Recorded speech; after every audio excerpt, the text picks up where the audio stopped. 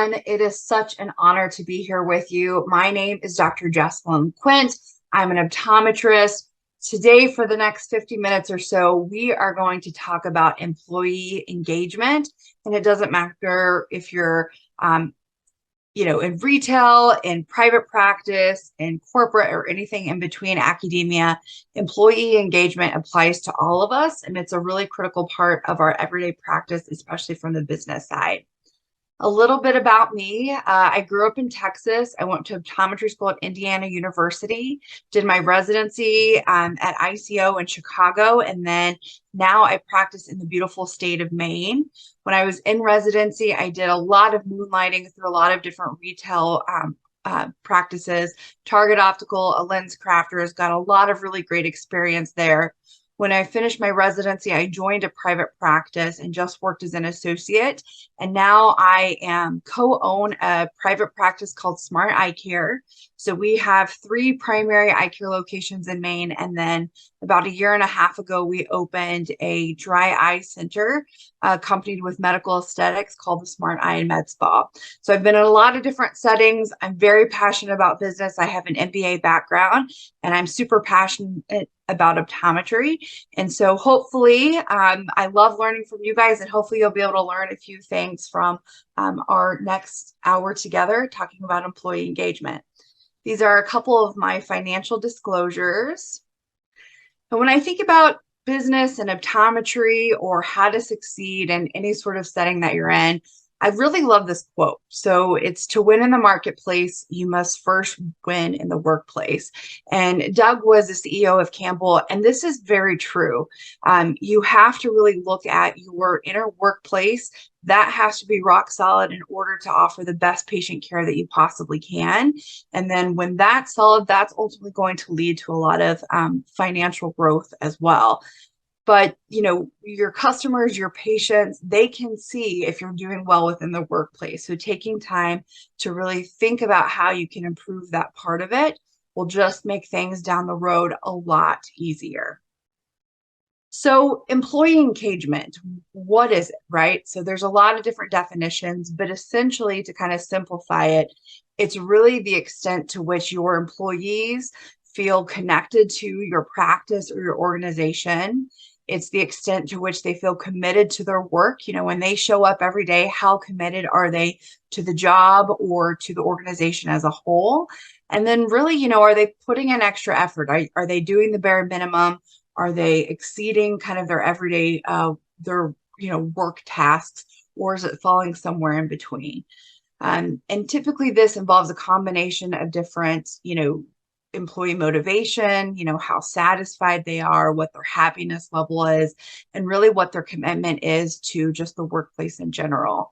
So when we think about employee engagement, kind of thinking about what it's defined as and really what it boils down to, and maybe each of us in our own practices might define it a little bit differently, but really at the core, you want your employees or your teammates to be engaged, because when they are engaged, it makes a lot of things a lot easier.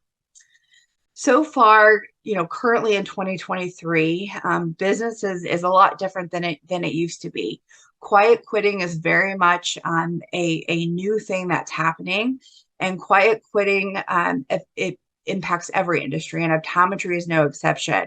What quiet quitting is really just when an employee just kind of does the bare minimum. So they get the basic bare minimum of their tasks and of their job, but they don't really go above and beyond. They're not engaged with their workplace. They're not engaged with their coworkers. And so they're essentially kind of quiet quitting without officially kind of quitting and leaving the practice. And that can be really dangerous, because that can have a lot of significant impacts on office cultures. Sometimes that can be really toxic, and that can be very contagious within the workplace.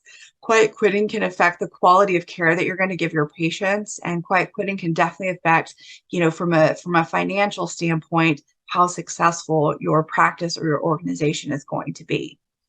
What we're also seeing in 2023 is that we're coming off this pandemic and we're seeing that a lot of people are really reflecting on what they're doing, right? We know that staffing shortages are everywhere. It's really tough to find great candidates or any candidates at all. And so, and even within the workplace, we're seeing people that are just looking at their jobs a lot differently. And so one Gallup study recently kind of did a poll over several different industries, and it was found that 1 in 3 employees don't feel fulfilled at their work. And so this makes them almost 400% more likely to look for another job. This also makes them nearly 340% more likely to leave their organization within a year. 47% less likely to put a great deal of effort into the organization to help them to succeed. 71% less likely to promote the organization as a great place to work. And so we can see these numbers, and sometimes it might be, oh, well, that's never going to affect, optometry, or that's never going to affect my eye care practice.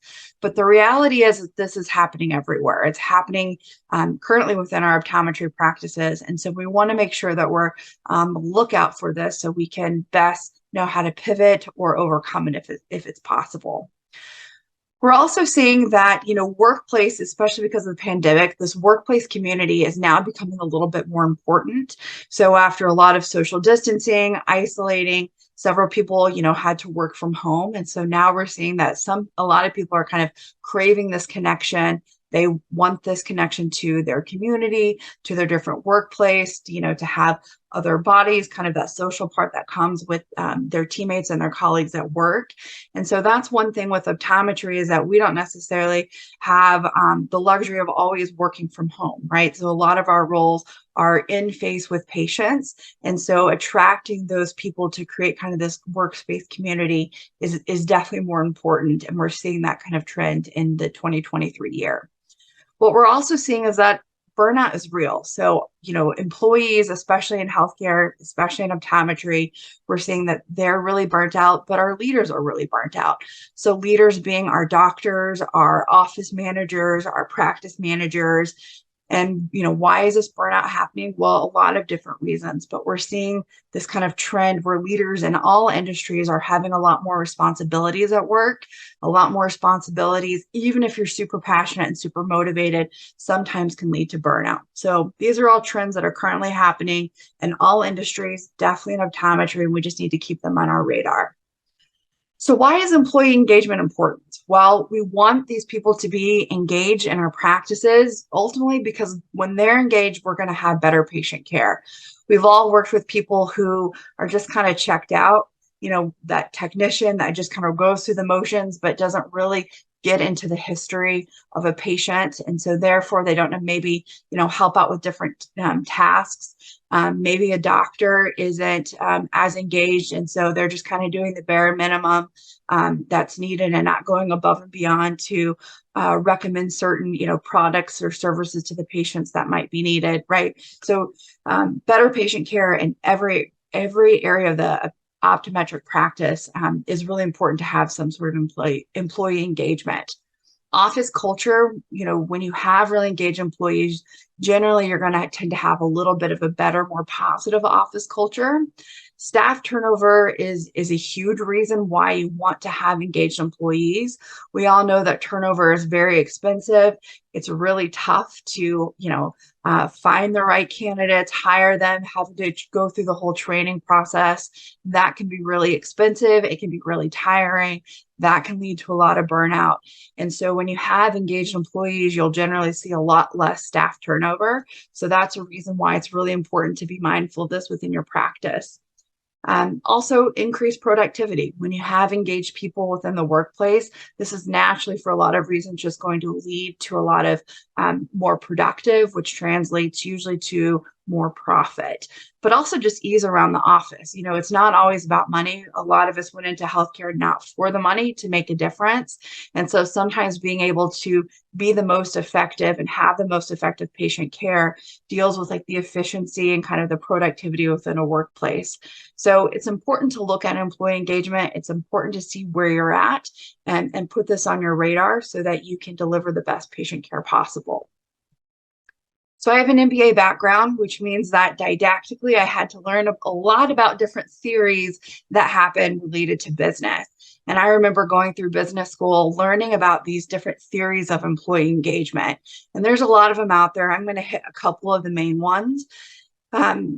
Pick and choose theories are meant to be a reason to kind of give you an example, help kind of put things on your radar, but you have to figure out kind of which theory or which model is going to be best for your practice. So just because it's a theory doesn't mean necessarily that that model is going to be perfect for you. You might have to kind of mix and match a few different ones. One common theory or kind of model within employee engagement didactically is this kind of theory of the 3 C's. And so the 3 C's are career, competence, and care. And so this kind of model goes that in order to have real employee engagement, the employer has to kind of offer these 3 C's.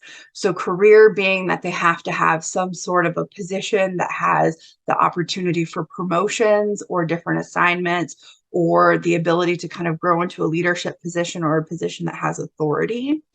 The second C is competence. So this is just providing the employees with the ability to learn, grow, whether it's personal, professional, or kind of a mixture in between. The third C is care. And so this is having that those leaders, that office culture, just in the day-to-day workings, that they're tuned in. So they have some awareness of what the feelings are for the employees, what the attitudes are. And so really with this model, in order to have that to have engaged employees, you have to kind of check each of these 3 boxes in order to keep that engagement there. Another common model that we see within the world of kind of employee engagement is the Zinger model. So Zinger is a Canadian management consultant. He's really well known in kind of the management HR world. And he developed this kind of a 12-step model that you have to first create a strategy, and that your strategy, the goal is to kind of enliven your different work roles. And so typically from an employee, that this falls within things that are internal to the employee, and then there's kind of outer facing things that happen with the employee. And the inner things are, developing themselves personally and professionally, making sure that they have kind of the right energies that are needed, just really focusing on attaining genuine happiness, right? When employee is happy within, generally that's naturally going to kind of follow out into outward happiness. The outer components of that he talks about is that an employee has to be able to identify with the organization. They have to be able to kind of feel a little bit connected with that. Part of that comes from being able to foster a lot of relationships, whether it's within a team environment, within the workplace, or even with the community. And also usually some level of service. So in optometry, we serve our patients, we serve our customers. And so that kind of work dynamic is usually already kind of set in just by being in the optometric industry.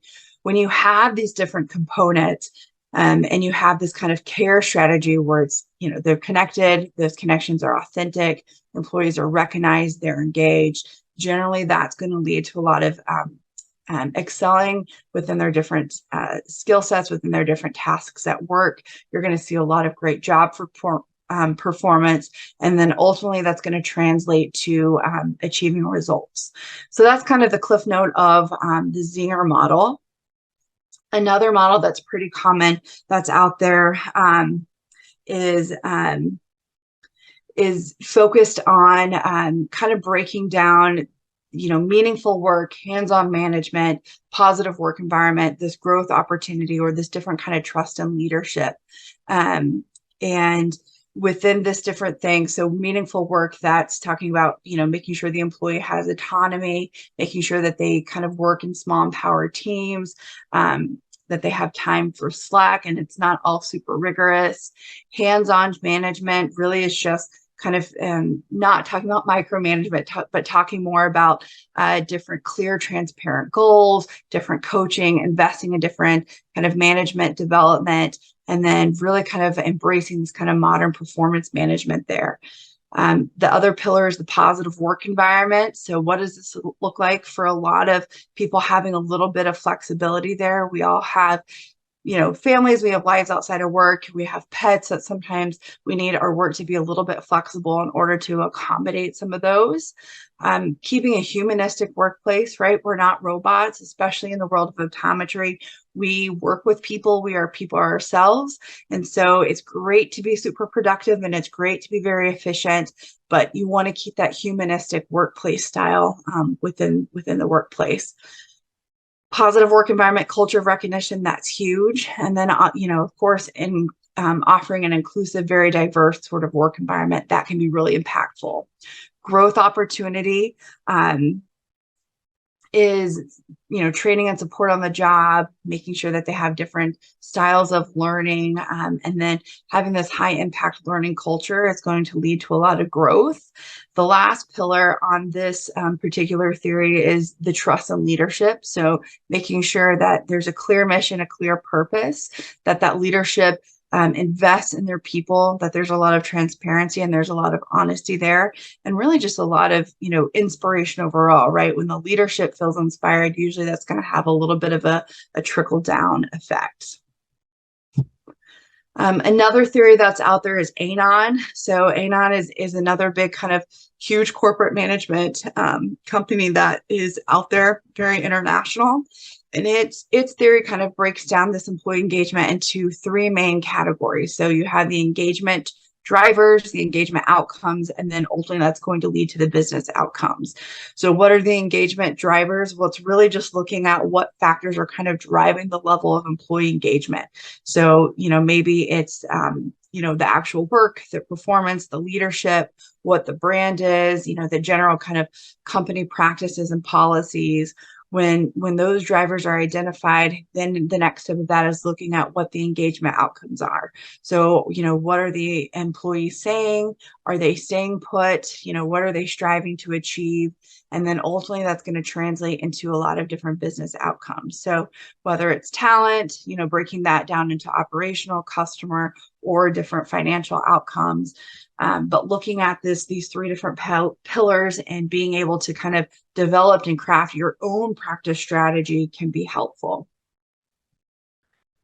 So those are a lot of different theories, and theories are great. Models are great. When I was, the first year when I bought my practice, we were looking at all these different ones and kind of figuring out what would work best for us. So to simplify it, because I like to simplify things, it's cool to get caught in the weeds and all these little details, but at the end of the day, you have to be able to implement it. And so sometimes that means that you just have to keep it really simple. So for my office, we use a couple of, kind of pick apart several different models, and we've kind of come up with, at my office, we define employee engagement really the degree to which employees invest their cognitive, emotional, and their behavioral energies toward positive organizational or kind of practice outcomes. We really just want our employees to be happy. We really believe that happy employees are going to translate to a really happy work life. That's naturally going to lead to really awesome patient care. We want our employees to be really enthusiastic about their work. When we've had people who are enthusiastic, generally they are engaged employees. So keeping that enthusiasm alive is very important to my practice at Smart Eye Care. We also want all of our people to have some sort of a greater sense of meaning in what they do. This is pretty easy in optometry because we get to work with people. We have the opportunity to help them see better, to help change their quality of life, to keep their eyes super healthy. And so a lot of times being able to have that connection to our patients, to see that impact that eye care has, does kind of naturally connect that greater sense of meaning. But you want employees to be engaged in that and to recognize that that's the impact that our industry can have on our patients. It's also important to, in my practice, to help the patients see their connection between their strengths and their role. So a lot of times you'll get people that come into your practice that don't have a lot of eye care experience. And so they learn it. And so being able to help them, their natural skill set, their natural talents, being able to see how that translates to their work and their skill in your practice can help them feel that connection, can help them be a little bit more engaged. Another thing that my practice is, we're really always looking for opportunities to learn and grow. And our motto every day with our employees is that you just bring your best self to work. So, when you are your best self, you got to do whatever you need to do outside of work, health wise, family wise, financial wise, to bring your best self. And when you bring your best self, then you're going to be able to help us deliver the best patient care possible. So how do you measure employee engagement? So there's several different metrics that you can do. I'm going to give you 7 examples. This isn't meant to be inclusive. There's a lot more out there. My recommendation would be to use more than one, because if you just focus on one metric, that can sometimes be pretty limiting. So we're going to kind of go through some of these 7. So one metric that can sometimes be really helpful is looking at your voluntary employee turnover rate. So when you're assessing, you have this great team, maybe it's a team of 1, maybe it's 2 people, maybe it's a team of, 56 employees or more. When you're looking at that and you're kind of really sitting down to assess like the current status quo of your practice. And again, it doesn't matter if you're a practice owner, if you are an associate optometrist in a retail setting, you want your employees to still be engaged, right? So you have the opportunity to influence that. Being an eye doctor, you naturally have some level of leadership. And when they're engaged, that's going to help and make your day a lot easier. So it doesn't matter if you're a private practice owner, we all have the impact to have the opportunity to really impact employee engagement in our practices, regardless of your role in an optometric office.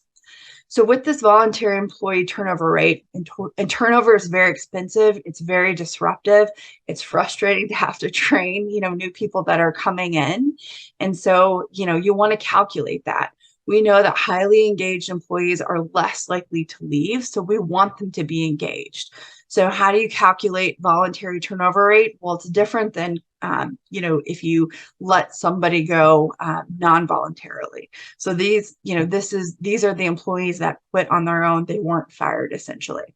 So this is a calculation, pretty easy to do, but it's best to do that over kind of a certain time stamp. So it's easy to feel like you're having, not a lot of turnover, or maybe the opposite of that. You feel like you're having a lot of turnover. Sit down and calculate it. The number might be surprising, might be higher, it might be lower. Maybe once a quarter or once a year, you want to calculate that, so that then when you look at metrics over the course of, however many years or months, you can see if it's getting better, if there are certain trends happening. And sometimes it really forces you to look at, what you're doing. Like, am I a part in this role? Is it something within the workplace that we need to change? How can we make, the team more engaged overall? Another metric to look at is this employee retention rate. So this really just assesses who's going to stay at the practice. So high retention rate usually saves a business or a practice a lot of money, because it just reduces the onboarding and hiring costs of a new employee. It also helps you really understand those internal processes. It helps you understand kind of the, how effective your leadership is, how this can lead to different increased productivity and efficiency. So this is the calculation on this screen right here. Again, keep track of it for a certain period of time. Go back and look at it and see kind of what trend you're moving in, and you can set goals from that. Absenteeism is another metric to look at when you're kind of assessing where your practice is at with how engaged your employees are. So when people are, they call out, they're absent, this can really indicate sometimes poor office culture, can indicate the work conditions, bad leadership, lack of work-life balance, if somebody's just really burnt out, or really just overall satisfaction. And so if you have somebody that's not coming into work, why are they not coming into work? Maybe it's just not a good fit, and that's more, of an involuntary, you need to, cut that out. But if you made a good hire, you went through the process of training them, if you're having a lot of absences, maybe it's reflecting on something else. So usually when people are not coming to work and you have a high absenteeism, usually that equates to kind of a low employee satisfaction, which really just means that there's low employee engagement. And this is really tough, because when people are out, then it just causes more workload for your other employees, which you have to be careful on, because you might have some rock stars, that are go-getters and they're willing to, do double the work because they're so committed to the practice and they're so engaged. But that kind of pressure and workload for a long period of time can sometimes really change and impact an employee and that is engaged and make them less engaged over time. So be careful of that. Another metric you can use is looking at an HR score. So in the world of business, we don't use this a lot in optometry, but we can. There's this ENPS, or this Employee Net Promoter Score, and it's basically just kind of a quantitative way of measuring how your employees feel about your company. When we do a lot of dry, we talk about speed scores, right? Or like with IOP, we have kind of a number of metric. This is kind of an HR version of that. And so really it just asks the question, how likely are you to recommend the products and services of Smart Eye Care to others? And they grade it, kind of on a scale of 1 to 10. 0 and 1 being that they would not recommend it, 10 being that they would recommend it to everyone. So when you have these kind of quantification, it allows you to just really measure that employee engagement. So with these ENPS scores, generally, if an employee ranks it within a 9 to 10, they're classified as a promoter, which is good. You want a lot of promoters that are going to be out there promoting your practices, your services, your organization. If they have a score of 0 to 6, this generally is a detractor. These are not engaged employees. So either, something needs to be done, or maybe they're just not the best fit. And then in the world of ENPS, if they're 7 to 8, these are classified as passives. And generally, you just ignore them. They're kind of neutral. They're somewhat engaged, but they're not going to be your, diehards. So be careful of them. They're neutral. There's room for improvement in that employee engagement, but they shouldn't, because they're neutral, cause too much harm to your organization as well. Employee satisfaction. So looking at, what is making our employees, our teammates happy, what's making them satisfied, what's making them want to work for your practice. So a lot of times for some people, this boils down to, what your benefits are, what the compensation is, your working conditions, your hours.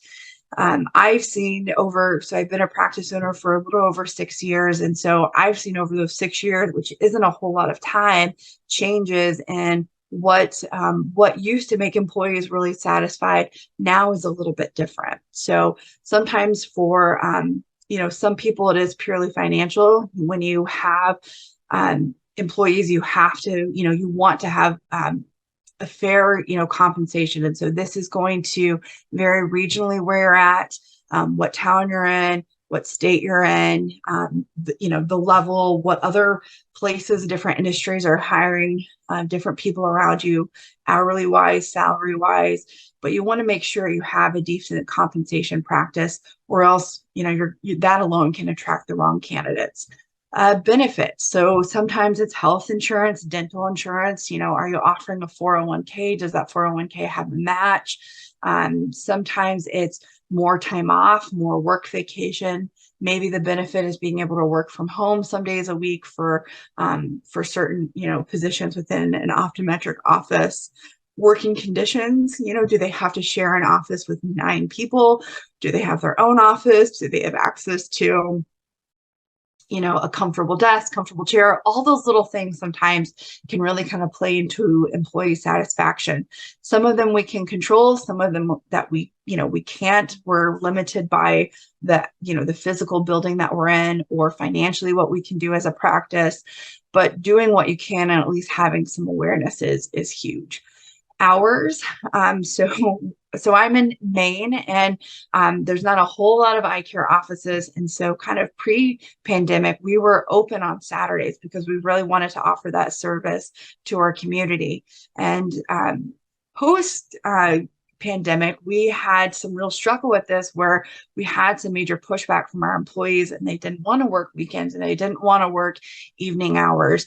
And so having to kind of compromise and keep our employees engaged, we close on weekends now. And so it's funny how that kind of shifts over time, and you just if you're in business, which we all are, even if you're not a business owner, sometimes you just kind of have to pivot and you have to just be mindful of what's making your employees really happy. So how do you assess employee satisfaction? A lot of different ways. Sometimes it's just surveys, doing different interviews, check-ins, doing different meetings, office meetings, one-on-one meetings, just having a pulse of what's happening with your one employee or your 100 employees. It's really important to just kind of have a touch point and be aware of what's going on. A lot of times I like to just ask my employees, like, do you feel valued? Do you see growth and career growth within the practice? Do you feel like you're able to use your talents and your skill sets? Is there a way that we could change something to make you a little bit happier there? Overall, do you feel like Smart Eye Care, your practice, values your well-being? Yes or no? Whether this is a survey question, kind of these one-on-one check-ins, maybe you'll have your office manager or practice manager also help facilitate that. That can be really helpful.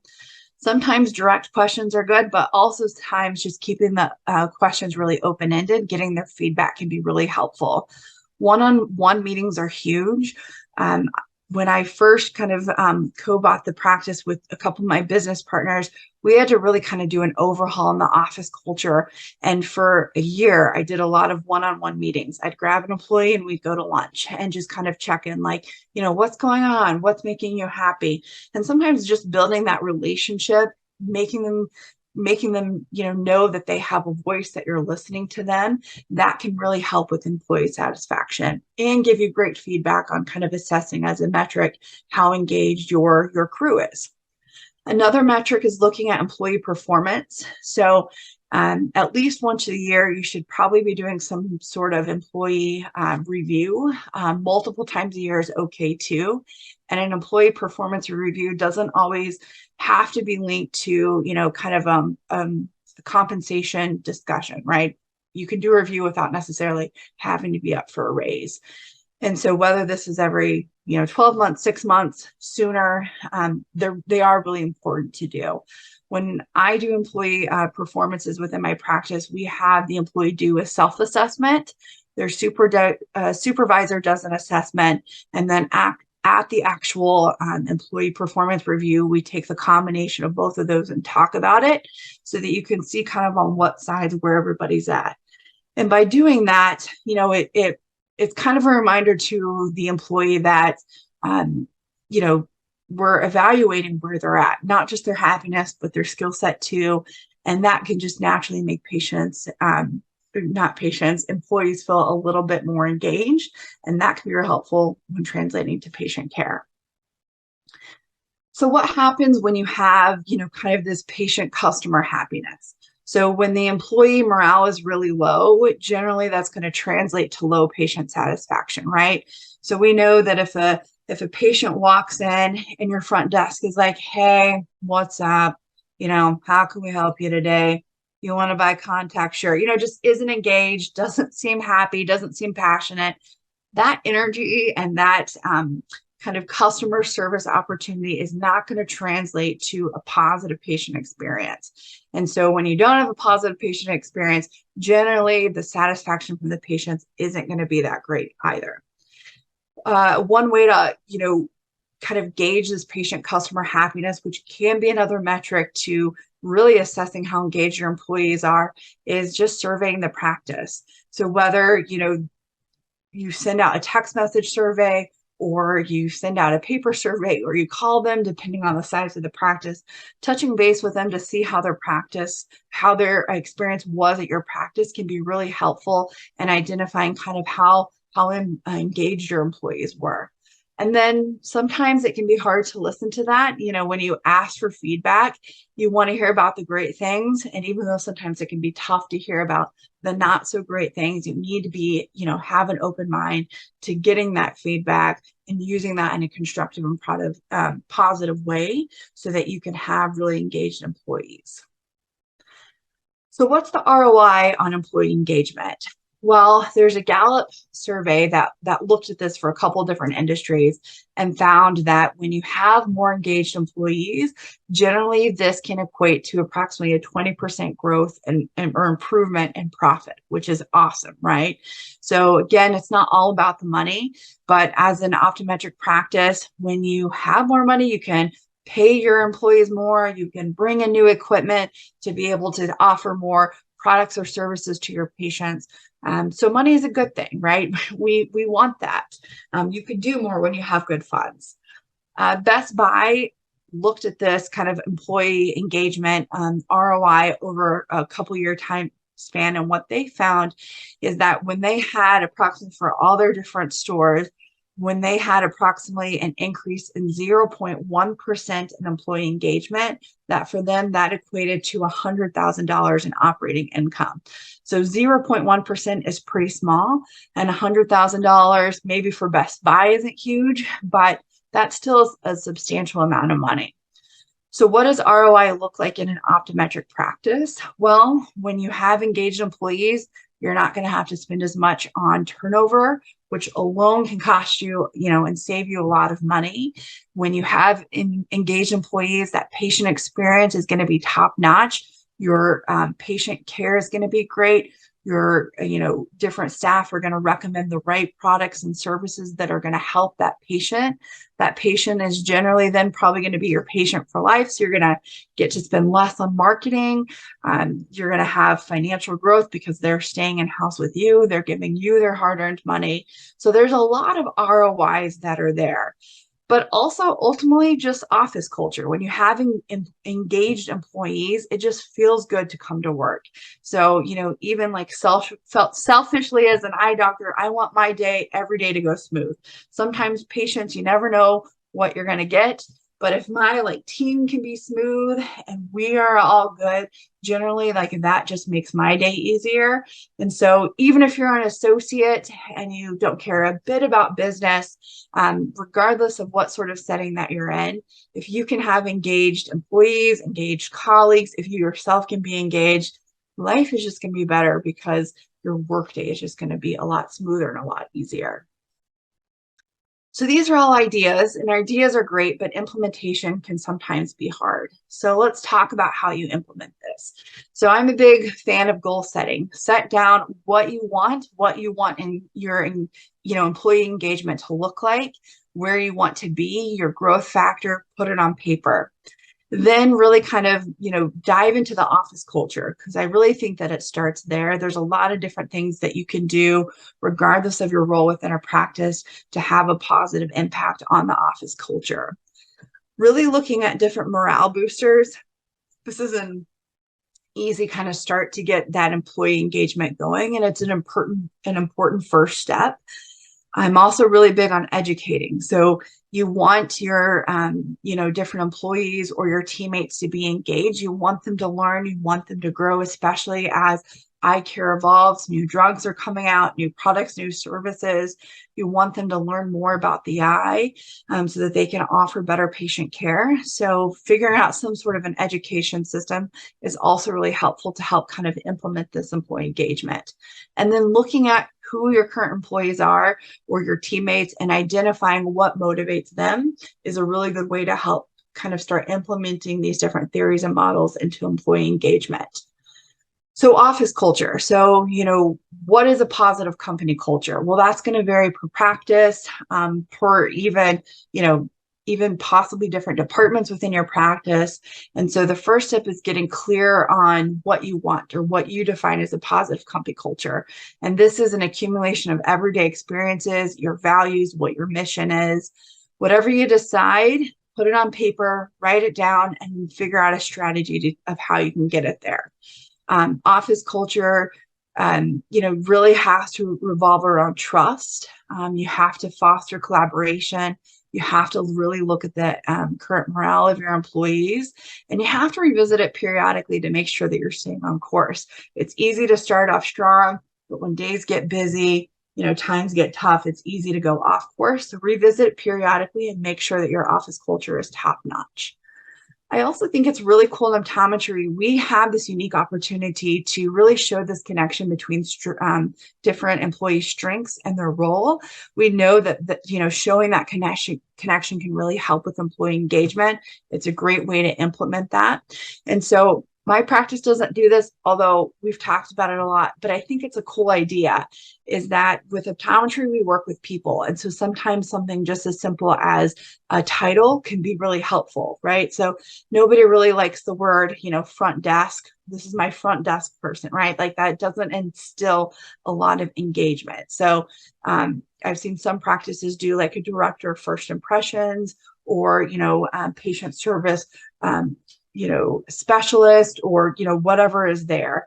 For ocular hygienists, I've seen this with a lot of dry eye technicians, the experience ambassador. That could be, a number of different roles within your practice, a frame stylist, an optician extraordinaire. Sometimes it's something as simple as just words, right? Like having a title, revamping those titles doesn't cost anything, but it can help show employees what they're great at, first impressions, being an experience ambassador. That can help show that connection, which can lead to a lot of employee engagement. Employee training. So this is individual skill sets training as well as different company training. And then, also leadership training. So hopefully, as you have these individuals, you want them to progress throughout your company, your organization, into more leadership, more roles that have responsibility. And so you want to make sure that you're providing the proper training and resources and to allow them to grow in those ways. Team training, collectively, again, whether you have a team of 3 or 100, active listening is a big one, different team building, team bonding. Maybe as a group, you do a lot of educations, you focus on developing a skill set, but when you're implementing, going to the different training parts can be super helpful. Some training examples. I like to use a variety in my practice because people have different learning styles, and revisiting it. And sometimes something will click in one way and then it'll click better for something else in a different format. But some training examples, webinars. There's a lot of great webinars out there virtually. And so being able to have your staff watch these in real time or, on a recorded line can be super helpful. There's a lot of different videos, whether it's through different websites, different industry journals, different CE platforms like this one. Training videos can be super helpful. Scenario role playing, I'll show you what I mean by that, but walking through different kind of patient scenarios or challenges that might pop up and training your employees and how to navigate those, especially the really challenging ones, can give them the tools that they need to be successful. A lot of different workshops, whether it's in person, at your state level or even nationally, can be super helpful. I like to sometimes do quizzes, just to kind of test their knowledge base. Sometimes that can help drum up employee engagement. Little mini lectures. My office does a lot of boot camps throughout the year as a way to help train our employees. So for a period of time, to give you an example, kind of a role playing, my practice was really seeing this problem with a lot of prescriptions starting to kind of walk out the door, whether it was, patients were buying their glasses online or they were getting their contacts from like 1-800 contacts or, whatever it may be. And so we developed we had kind of a boot camp, and we listed out different scenarios, and we had our leaders kind of role play what would happen through those different scenarios. So, and that was really helpful for our employees to see that, in each scenario, to be able to see like what it would look like, how it could be done, ways that we can improve upon that. And that gave them the tools that was needed, instead of just kind of them letting them encounter that experience with a real patient in real time when they didn't have the proper tools to do so. At our boot camps, we also do a lot of case reports, so you can make these really fun. The kind of snapshot of a PowerPoint on the right is talking about a different case with like the Game of Thrones kind of character. So make learning fun. They can learn about different ocular diseases, which is ultimately just going to help your practice overall. This is an example of just kind of a boot camp agenda, one of them that we did, just to give you some examples. It doesn't have to be anything fancy. It doesn't have to cost a lot of money, but there's a lot of training opportunities that you can do for your practice. I love this active listening exercise. Basically, you have two people sit with their back. One person describes an object. The other person with their back has to draw it based on the audio cues that the person that their back is describing. And so this is really good to help kind of be mindful of active listening and the words that you're saying. Are they coming across appropriately? Because that can be helpful with different patient education. A lot of the training in my office really stems off of this ideal team player. So this is an author, this is a book, you can read it. I'm a big fan of it, but when we do interview questions, we do our different leadership trainings within different employee self-assessments, we kind of go back to this ideal team player, which uses kind of a core kind of a conundrum of three different things. We want employees who are humble, hungry, and smart. I'm happy to talk more about this with you offline. That's a really great, just to give you an example of what I do in my practices to help with the training employees to kind of help ultimately get some of that employee engagement. You have to really invest in your employees. If you want them to be engaged, they have to know that you're invested. And so like we said, compensation, benefits, morale, all of those are really huge. So morale, trust and respect is crucial. You need to, convey that their voice matters. You want it to be positive. You want them to have a lot of fun. And nobody wants to be this person, right? So we know in the world of memes, there's a lot of, even reels about how, well, my boss rewarded me by throwing us a pizza party and calling us, that we were all family. And that's unfortunately a common thing that a lot of businesses do. So in your practice, you as a leader, be better than this, be better than the pizza party, be better than calling, them the work family. That may be true, but you want to offer more than just that. You want to invest in your teammates in a little different way. So there's a lot of different options. Sometimes financially you might be able to give bonus incentives for your practice, but not every practice has that. In my practice, we offer an education allowance to allow them to pursue different kind of continuing education on their own or leadership training on their own. We do boot camps, we do different office retreats, we have a lot of different reward systems. We try to have a lot of different office parties, even if it's something like a potluck that's very low expense, just to keep that morale up. A couple years ago, we initiated a wellness initiative where we identify these different pillars and then did a lot of different trainings. So for like physical, we had step challenges, we had tracking of sleep and then kind of a competition to see who was getting at least 8 hours. Financially, we read a Dave Ramsey book, brought in some speakers from local financial institutions to talk about budgeting, what a retirement savings plan is, all of that. Emotionally, we brought in a person to talk about how when you encounter a really tough patient experience and your heart's beating and you kind of want to vomit, how to just breathe and kind of, lower emotionally that kind of situation so that it's not reactive. So whatever works for your practice, these are just some examples that have worked well for mine, but everybody, everybody's practice is a little bit different. Really with your employees, just learn what they like, see what their kind of love language is, see what motivates them. Some people are motivated financially. Some people just want more time off. Some people want praise and feedback. They want that affirmation. And some people want gifts. And it's okay to do a little bit of different things for different employees in order to kind of tap into what they really like, what they're really motivated by. Financial rewards are huge. So not every practice has the opportunity to do this. For our practice, we really kind of wanted to give our employees back a little bit of cash. And so what this looks like is we looked at our financials and we said, all right, so with what we actually collected, if we have 3% growth, then everybody's going to get this X amount, or this office will get this X amount. If we have 5%, if we have 10%, and kind of broke it down. And so then at the end of each quarter, we looked at how much growth there was. And then every office was able to kind of take home some of that, financial reward that the practice was. And that also allowed everybody to kind of look at how their role played a piece in the bigger kind of cake of things. So, keeping those schedules full, selling the Optos, selling an annual supply of contact lenses, multiple pairs in the opticals, collecting that copay money up front, not leaving out, that money has to be chased, your recall, making sure that patient experience is really good. All those different things go into the financial benefit. And so when you can sometimes have your employees take a little piece of that pie home, they realize that connection, and sometimes that alone can help them be a little bit more engaged.